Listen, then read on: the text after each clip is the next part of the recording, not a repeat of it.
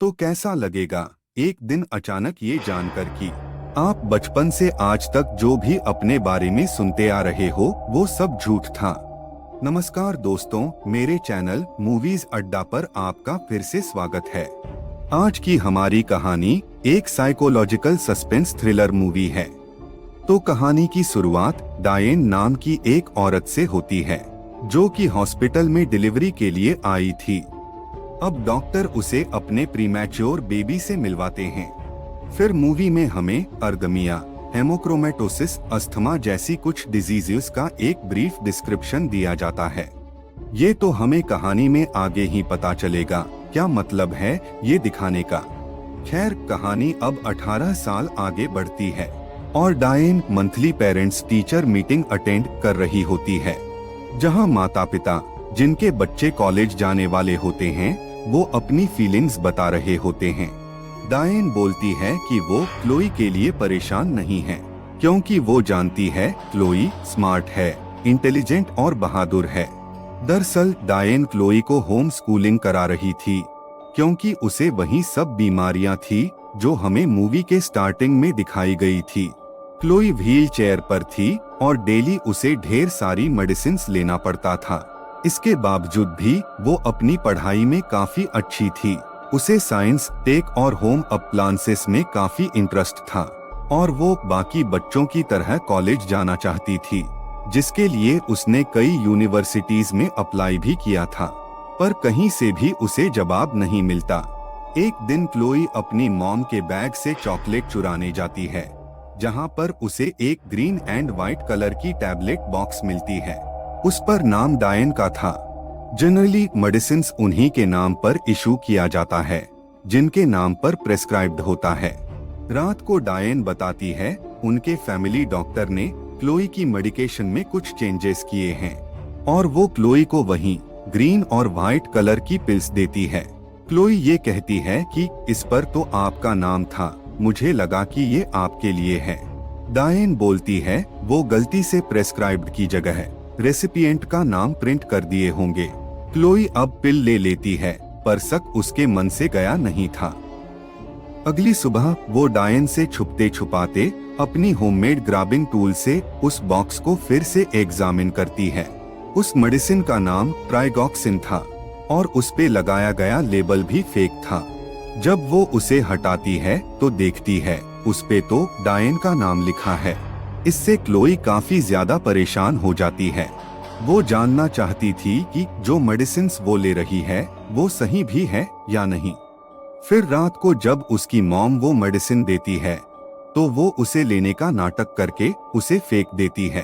आधी रात को वो इंटरनेट पे उस ड्रग के बारे में सर्च करने जाती है, पर स्ट्रेंजली इंटरनेट कनेक्शन ही बंद होता है।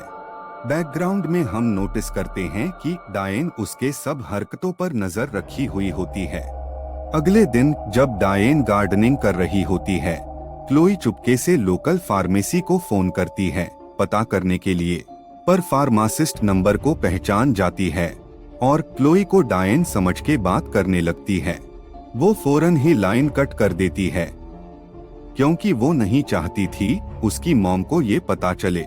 क्लोई फिर से और एक फार्मेसी में कॉल करती है, पर जब उसको ये पता चलता है कि ये कॉल के लिए चार्ज लगेगा तो वो लाइन कट कर देती है।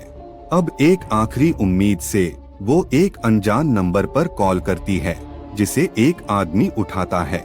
वो आदमी अपनी गर्लफ्रेंड से झगड़ा कर रहा होता है और वो रॉन्ग नंबर पर प्रिस्क्रिप्शन के बारे में पूछने पर डांटने लगता है। क्लोई उससे गिड़गिड़ा के बस एक सिंपल गूगल सर्च करने बोलती है। वो आदमी नाराज होके सर्च करके कहता है ट्राइगॉक्सिन एक रेड कलर की पिल होती है जो कि सीवियर हार्ट कंडीशन और हार्ट फेलियर के लिए प्रेस्क्राइब होती है। ये सुनकर क्लोई को बेहद ही ज्यादा शौक लगता है। अगले दिन क्लोई डायन को मूवी देखने को इंसिस्ट करती है। फिर एक दिन डायन उसको लेके मल्टीप्लेक्स जाती है। फिल्म के बीच बाथरूम जाने का बहाना करके क्लोई हॉल के पास वाली फार्मेसी में जाती है। वो लाइन कट करके सीधा फार्मासिस्ट को वो ग्रीन व्हाइट पिल दिखा के पूछती है कि ये किस लिए यूज होता है। ये वही फार्मेसी है जहां से डायन क्लोई के लिए दवाएं लेती हैं। क्योंकि वो फार्मासिस्ट उन दोनों को जानती थी। वो बोलती है, अगर ये तुम्हारे मॉम के नाम पे प्रेस्क्राइब्ड है तो वो कोई इंफॉर्मेशन नहीं दे सकती। एज ये कॉन्फिडेंशियल चीज है। तो क्लोई झूठ बोलती है और कहती है वो और उसकी मॉम स्कैवेंजर हंट गेम खेल रहे हैं, जहां पर उसे ये ड्रग के बारे में पता लगाने का काम मिला है। फिर फार्मासिस्ट रिकॉर्ड देख के बोलती हैं, इस ड्रग का नाम प्राइगोक्सिन नहीं है, बल्कि ये एक मसल रिलैक्सेंट है डॉग्स के लिए, जो उनके पैरों के दर्द को ट्रीट करने में इस्तेमाल होता है। ये सुन के क्लोई के तो जैसे पैरों तले जमीन ही खिसक गई। और तभी वहाँ पर डायन उसे ढूंढते हुए आ जाती है। क्लोई हड़बड़ी में फार्मासिस्ट से पूछती है, क्या होगा अगर कोई इंसान इसे कंज्यूम कर ले? तो वो हैरान होके बोलती है, उसके पैर नम पड़ जाएंगे और वो चल नहीं पाएगा। ये सब सुन के क्लोई को पैनिक अटैक आ जाता है और वो जोर जोर से हांफने लगती है, क्योंकि वो इतने सालों से ये डॉग मेडिसिन कंज्यूम कर रही थी और वो भी उसकी ही माँ उसे दे रही थी। अब डायन आकर मौका देख के क्लोई को सेडेटिव्स इंजेक्ट कर देती है और फार्मासिस्ट पर थोड़ा चिल्लाने लगती है। वो घर आकर क्लोई को अपने कमरे में लॉक कर देती है। फिर वो उस फार्मासिस्ट को कॉल करके माफी मांगती है और झूठ बोलती है कि क्लोई के डॉक्टर ने रिसेंटली उसकी मेडिकेशन चेंज किया है, इसलिए शायद वो ऐसे बिहेव कर रही है। बाद में डायन इंटरनेट पे हाउस होल्ड न्यूरोटॉक्सिन्स के बारे में सर्च करती है और शायद वही सब लाने घर से बाहर चली जाती है। यहाँ क्लोई को होश आ जाता है। वो देखती है उसका रूम बाहर से लॉक्ड है। फिर वो अपना दिमाग लगाकर अपनी शोल्डरिंग मशीन को वायर्स से कनेक्ट करके उसकी लेंथ को बढ़ाती है और अपने मुंह में पानी भर के विंडोज से बाहर निकल जाती है। उसके लेग्स पैरालाइज्ड थे, तो वो बेहद स्ट्रगल करके रेंगते हुए दूसरे कमरे के खिड़की के पास पहुंचती है और खिड़की की ग्लास को शोल्डरिंग रोड से गर्म करती है।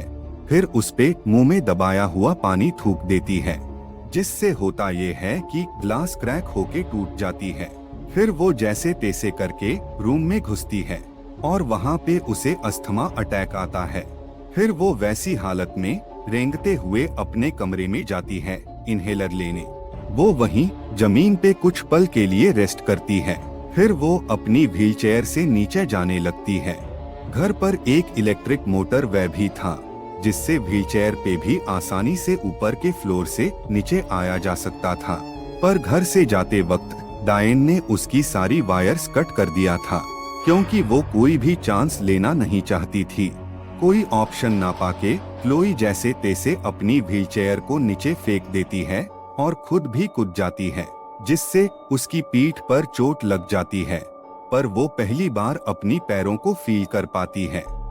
वो बड़ी मुश्किल से फिर से अपनी व्हीलचेयर पर बैठती है और घर से भागने लगती है। और लकीली क्लोई को रोड पे वही पोस्टमैन टॉम मिल जाता है, जो रेगुलरली उसके यूनिवर्सिटी के एप्लीकेशंस को पोस्ट किया करता था।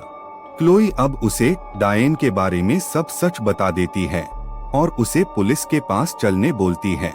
उतने में डायन वापस आ जाती है और उसे भी झूठ बोल के इंसिस्ट करने लगती है, पर टॉम नहीं मानता और क्लोई को पहले हॉस्पिटल लेके जाने की बात करता है। तो वो जैसे ही मुड़ता है, डायन उसको सेडेटिव्स का इंजेक्शन लगा देती है।